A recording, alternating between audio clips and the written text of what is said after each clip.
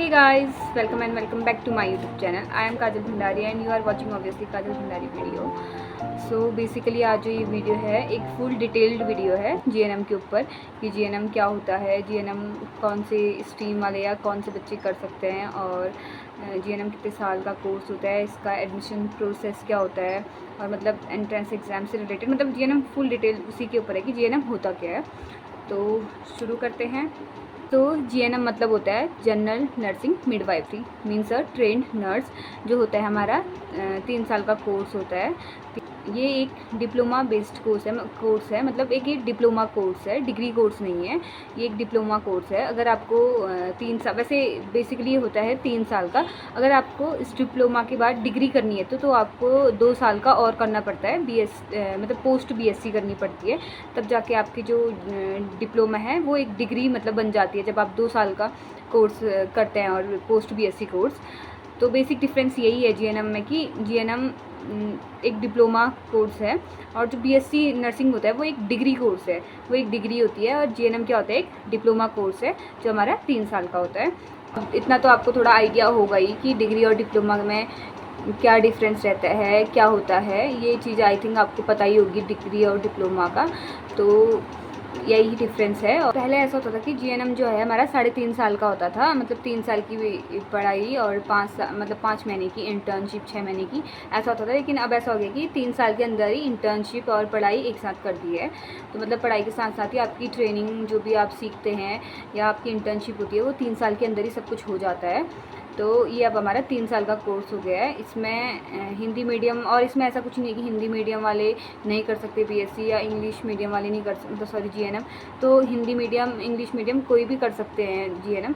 बस ये है कि जो कोर्स होता है वो इंग्लिश में होता है, हिंदी में नहीं होता। तो ऐसा कुछ नहीं है कि हिंदी मीडियम, मतलब ऐसा होता है कि जो कोर्स होता है वो होता तो लैंग्वेज हमारी हिंदी है, बट जो टीचर्स समझाएंगे आपको अपनी हिंदी में जैसे समझाएंगे तो हिंदी में बोल के समझाएंगे, लेकिन जो लिखना होगा आपको इंग्लिश में, पूरे वर्ड्स इंग्लिश में ही लिखने होते हैं।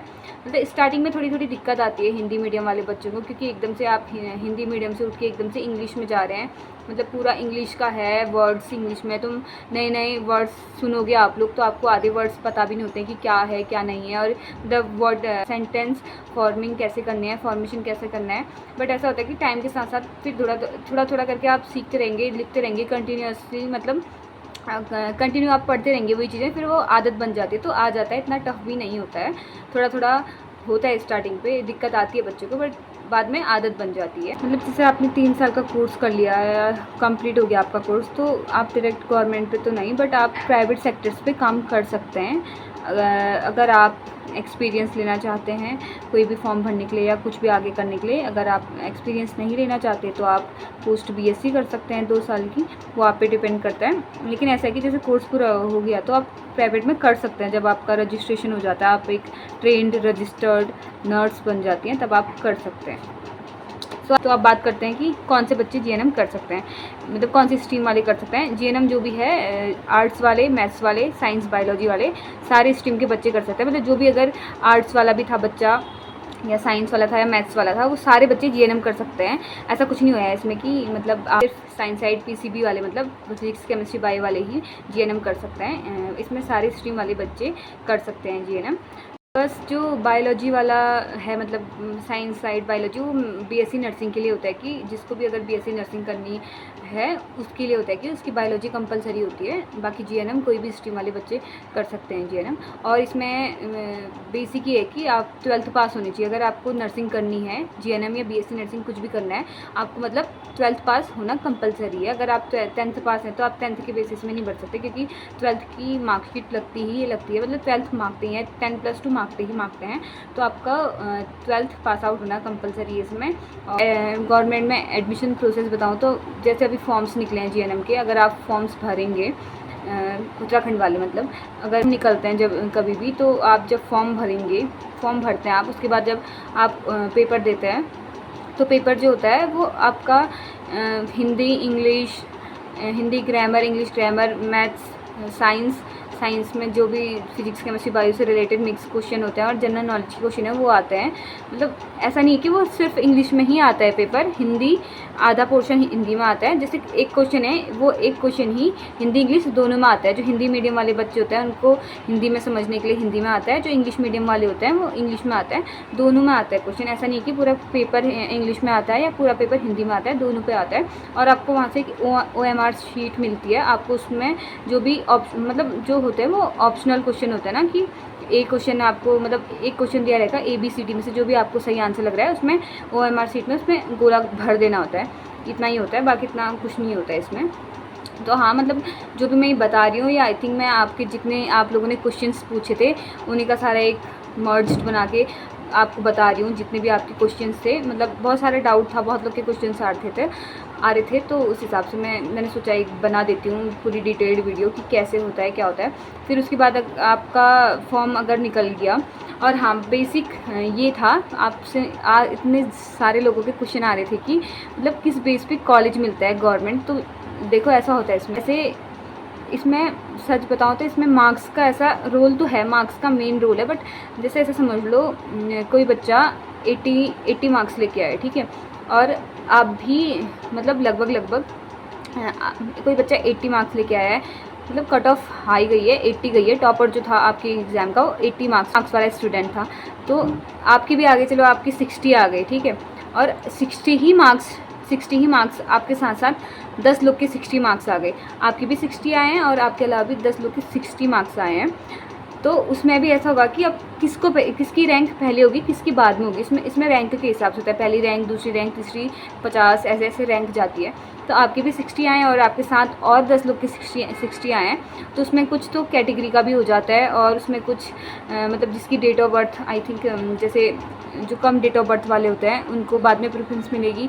जैसे 2000 वाली डेट ऑफ बर्थ वाले भी हैं और 2002-3 वाले हैं। जो 2000 डेट ऑफ बर्थ वाला है उसकी पहले रैंक आएगी, फिर उसके बाद आपकी आएगी, फिर ऐसे ऐसे होता है। मतलब डेट ऑफ बर्थ का भी होता है, कैटेगरी का भी होता है। इसमें मेन रोल होता है रैंक का, नंबर तो है ही है, नंबर का तो मेन रोल है, क्योंकि नंबर के बेसिस पे आपको रैंक मिल रही है वहाँ से।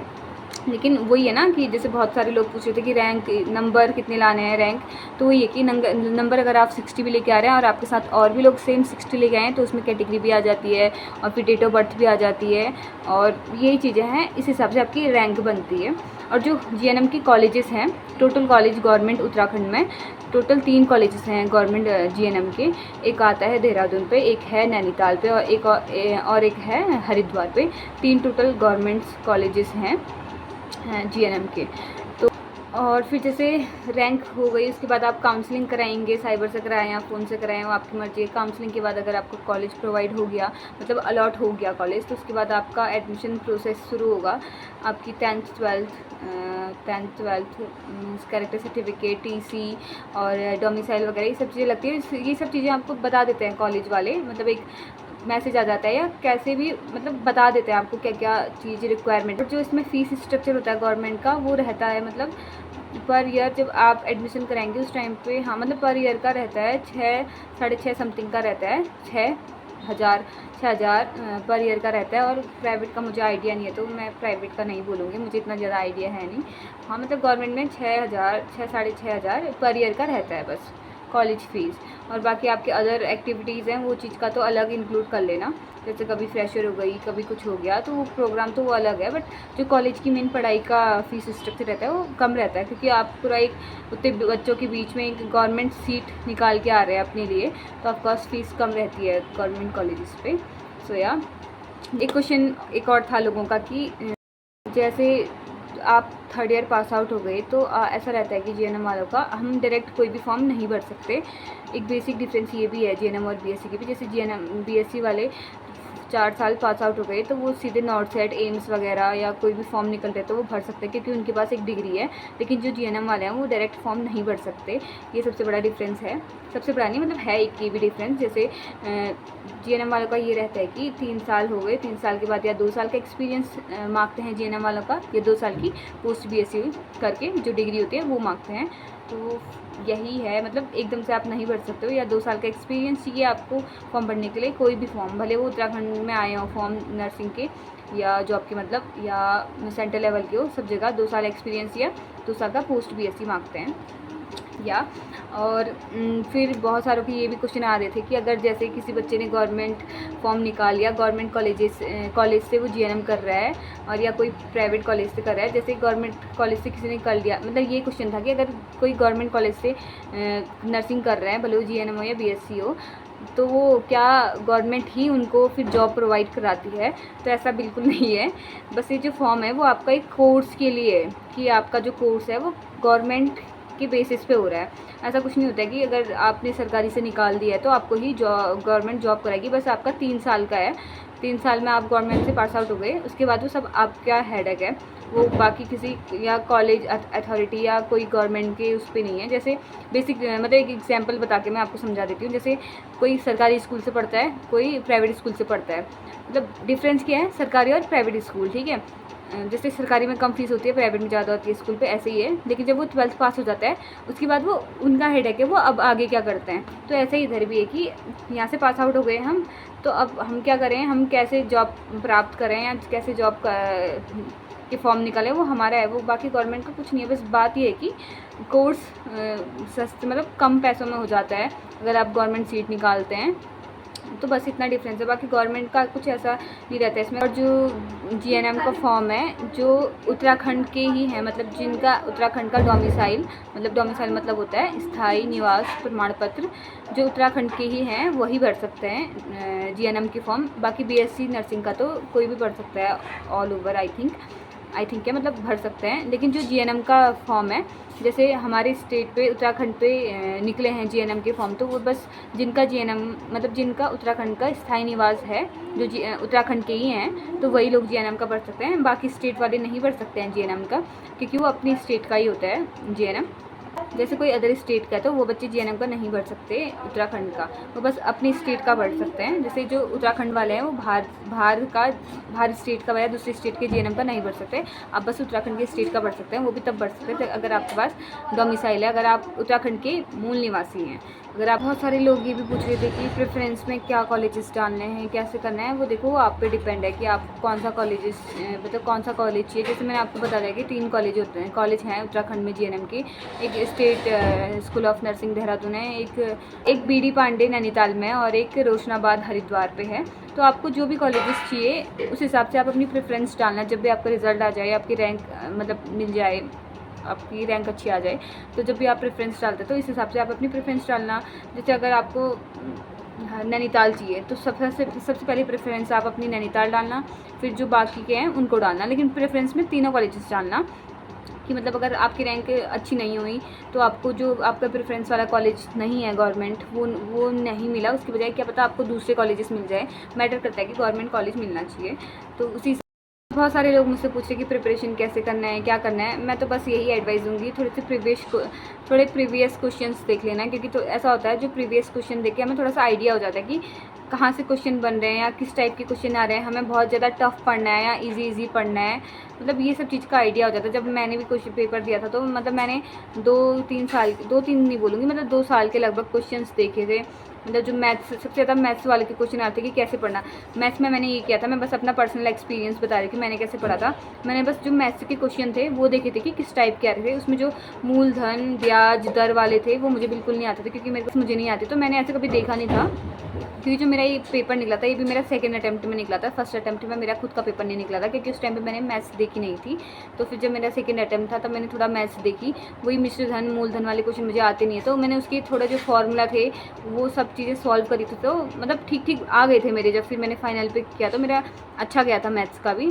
तो वो थोड़ी जो छोटी छोटी चीज़ें हैं वो देख लेना, सम विषम ऐसे टाइप के क्वेश्चन आते हैं, एक बार आप प्रीवियस क्वेश्चन देख लेना लोगे तो आपको थोड़ा सा आइडिया हो जाएगा पक्का। क्योंकि मेरे को खुद हुआ था मैथ्स के उससे कि कैसे आते हैं, और हिंदी वगैरह ग्रामर और इंग्लिश का भी।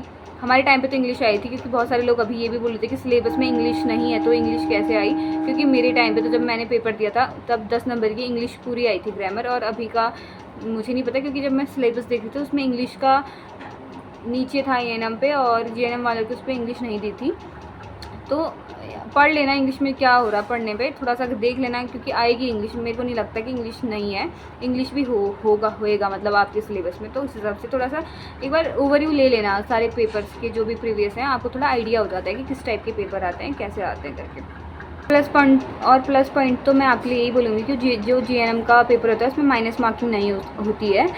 तो आप सारे क्वेश्चन अटैम्प्ट करो, अच्छे से करो, और अगर आपको तुक्का लगाना है तो तुक्का लगा सकते हैं, क्योंकि इसमें यही है कि माइनस मार्किंग नहीं होती है जीएनएम में। तो कोई किसी क्वेश्चन पे डाउट है, आपका प्लस पॉइंट है कि आप थोड़ा सा तुक्का लगा के कर सकते हैं। तो कुछ और ऐसा मत सोचना कि आर्ट साइड वाले स्टूडेंट के लिए अलग क्वेश्चन आएगा या साइंस साइड वालों के लिए अलग आएगा। भले आर्ट साइड वाले हों, साइंस साइड वाले हों, हिंदी मीडियम वाले हों, इंग्लिश मीडियम वाले हों, सबके लिए एक ही क्वेश्चन आता है, सबके लिए सेम क्वेश्चन आता है। ऐसा है कुछ इसमें कोई प्रिविलेज नहीं मिलता कि आप आर्ट्स वाले हैं तो आपके लिए अलग पेपर बने, या साइंस साइड वाले हैं तो उनके लिए अलग क्वेश्चन बने। सबका एक पेपर बनता है, सबका एक ही होता है, सेम होता है। हिंदी इंग्लिश दोनों में पार्टीशन होता है उसका। जो हिंदी मीडियम वाले होते हैं हिंदी मीडियम मतलब हिंदी वाले क्वेश्चन से कर सकता है, और जो इंग्लिश मीडियम वाले होते हैं वो इंग्लिश से कर सकता है। और ये मत सोचना कि मतलब टफ़ क्वेश्चन पढ़ें हम अभी पेपर देने के लिए, इजी छोड़ दें, ऐसा मत करना। टफ़ वाले भी देख लो, इजी वाले भी देख लो, क्योंकि हमें पता नहीं है कि कब एग्जामिनर कैसे पेपर बना दें। तो टफ़ भी देख लो, इजी भी देख लो, मतलब दोनों देख लो। ये मत करना कि टफ़ ही टफ़ पढ़ रहे हो आप, इजी छोड़ दे रहे हो। कभी कभी ऐसा होता है हम टफ़ पढ़ते हैं बट पेपर में ईजी आ जाता है, और कभी कभी हम ईजी पढ़ते हैं पेपर में टफ़ आ जाता है। तो इस हिसाब से आप दोनों देखना। आई थिंक आपको मैंने जितने आपके क्वेश्चन थे, मैं आपके क्वेश्चन देख के ये वीडियो बना रही हूँ, कि आप लोग के बहुत सारे क्वेश्चंस आए थे, तो उसी की बेसिस पे मैंने ये वीडियो बनाई। आई होप कि आपको थोड़ा बहुत आइडिया होगा। मेरे को ज़्यादा टाइम भी नहीं हुआ, क्योंकि मेरे को अचानक से मेरे को याद आया कि यार एक बना लेती हूँ इसके ऊपर। तो जितना हो सका मैंने अपनी तरफ से बताने की कोशिश करी, जितनी मेरे पास नॉलेज थी मैंने आप तक भी पहुंचाने की कोशिश करी है। तो आई होप कि जितने भी बताया मैंने आपके लिए हेल्पफुल रहेगा। या जो भी डाउट है तो कहीं और से, अगर किसी चीज़ पे आपको डाउट हो रहा है तो आप कहीं और जाके गूगल में जाके कहीं जाके आप सर्च कर सकते हैं। बट जितना मैंने बताया मैंने अपनी तरफ से फुल कोशिश करी है आपको बताने की। आई होप कि आपको वीडियो हेल्पफुल रही होगी आपके लिए। और भी कोई क्वेश्चन होंगे तो आप मुझे कमेंट में पूछ लेना। मैं जितना हो पाता है, जितना हो सकता है, मैं सबके रिप्लाई करने की कोशिश करती हूँ, क्योंकि इसी स्टेज से निकल के मैं अभी यहाँ पहुँची हूँ, क्योंकि मुझे भी कुछ नॉलेज नहीं था इसका। तो मैं भी समझ सकती हूँ कि जब पता नहीं होता और कोई बताए ना तो फिर कैसा फील होता है। सो मैं कोशिश करती हूँ कि जितनों के डाउट हो सकते हैं, जितना मुझे पता है, मैं सबके डाउट क्लियर करने की कोशिश करूँ। अभी भी आपके उसमें कोई भी आपको क्वेरीज़ हैं तो आप क्वेश्चंस पूछ सकते हैं। अगर कहीं पे भी डाउट आ रहा है या कुछ भी पूछना है, आप कमेंट कर लीजिए, मैं सबके आंसर दे दूँगी जितना मुझे पता होगा। सो अगर पसंद आया तो मेरी वीडियो लाइक करें, शेयर करें और कमेंट करें। और या बाय बाय, टेक केयर।